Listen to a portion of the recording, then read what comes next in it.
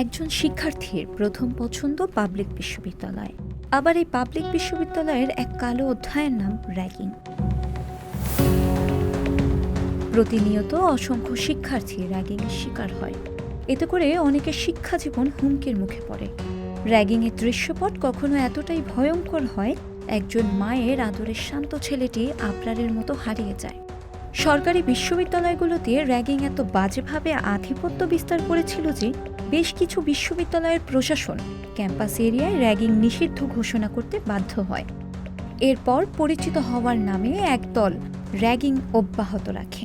এতে হেনস্থার শিকার হয় বিশ্ববিদ্যালয়ের ভর্তি হওয়া সদ্য শিক্ষার্থীরা। সম্প্রতি রাজশাহী বিশ্ববিদ্যালয়ের এক নবীন শিক্ষার্থী র্যাগিং অভিযোগে আলোচনায় উঠে আসে রাবির নাম। মোহাম্মদ রকি নামে প্রথম বর্ষের এক শিক্ষার্থীকে মানসিক নির্যাতন করা হয়েছে 22শে সেপ্টেম্বর রবিবার রাতে। র্যাগিংয়ের কথা উল্লেখ করে বিশ্ববিদ্যালয়ের প্রশাসনের কাছে লিখিত অভিযোগ দিয়েছেন এই ছাত্র। রাজশাহী বিশ্ববিদ্যালয়ের প্রক্টর অফিস থেকে গত 7 সেপ্টেম্বর র্যাগিংকে সামাজিক অপরাধ উল্লেখ করে বিজ্ঞপ্তি দেওয়া হয়েছে। র্যাগিংয়ের সঙ্গে জড়িত কোনো শিক্ষার্থীকে বিশ্ববিদ্যালয়ের নিয়ম অনুযায়ী শাস্তিমূলক ব্যবস্থা গ্রহণ করা হবে বলে সতর্ক করা হয়। নির্দেশ উপেক্ষা করে এরই মাঝে মানসিক হেনস্থা করা হয়েছে এক ছাত্রকে। বিশ্ববিদ্যালয় সংলগ্ন বিনোদপুরের লেবুবাগান এলাকার বিশ্বাস মেনশন ছাত্রাবাসে মার্কেটিং বিভাগের নাজমুল হোসেন নাবিল এবং অন্তর্বিশ্বাস নামে দুই ছাত্র রাত 12:15টায় রকির রুমে ঢুকে প্রায় 1.5 ঘন্টা পর্যন্ত মানসিক নির্যাতন করেছে। শুরুতেই রকিকে অস্বস্তিকর ও বিব্রতকর প্রশ্ন করতে শুরু করে। এতে মানসিকভাবে বিপর্যস্ত হয় সে। লিখিত অভিযোগে রকি বলেন, কথাবার্তার এক পর্যায়ে তারা আমাকে বলেন, তোকে হলের গেস্ট রুমে নিয়ে যাব, গেস্ট রুমে নিয়ে গিয়ে তোকে আদর আপ্যায়ন করব।